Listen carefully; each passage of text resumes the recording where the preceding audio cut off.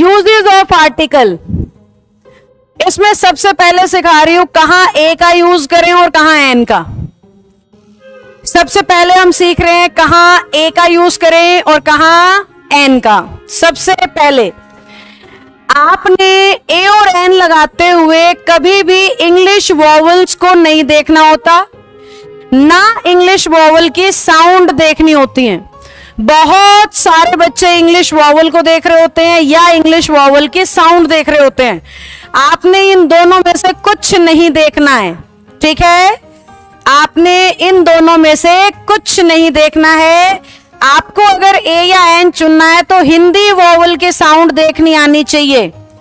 अ, आ, ई, उ, ए, ओ, ये हिंदी वॉवल्स होते हैं बेटा, इनकी साउंड देखनी है।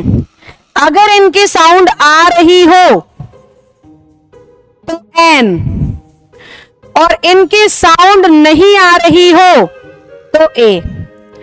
शब्द आपका इंग्लिश में आएगा, साउंड आपने हिंदी में चेक करनी है। शब्द आपका इंग्लिश में आएगा और साउंड आपने हिंदी में चेक करनी है। तो हिंदी की साउंड को इंग्लिश में कैसे चेक करेंगे हम? सपोज ये लिख रखा है तो इसे हम पढ़ेंगे आए। सपोज ये लिख रखा है तो इसे हम पढ़ेंगे ईयर। सपोज ये लिख रखा है तो इसे हम पढ़ेंगे बुक। प्रोनाउंसिएशन के बेस पे बात हो रही है। ये लिख रखा है तो इसे हम पढ़ेंगे पेन।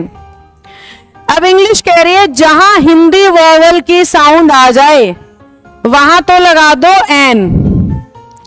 जहां हिंदी वॉवल के साउंड ना आए, हिंदी में इसे स्वर कहते हैं। ए, आ या वॉवल का मतलब होता है स्वर। कैखे गैगे को व्यंजन कहते हैं, ठीक है?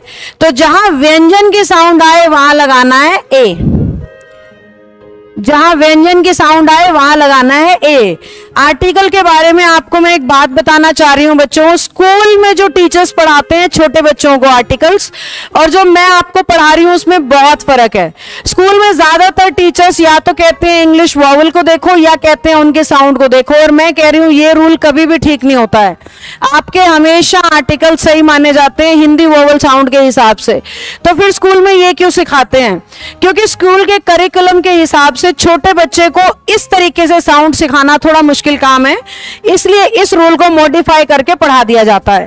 पर एक्चुअली में रूल आपका ऐसे ही लगेगा बेटा। आ का साउंड आए तो एन लगेगा, आ का साउंड नहीं आए तो ए लगेगा।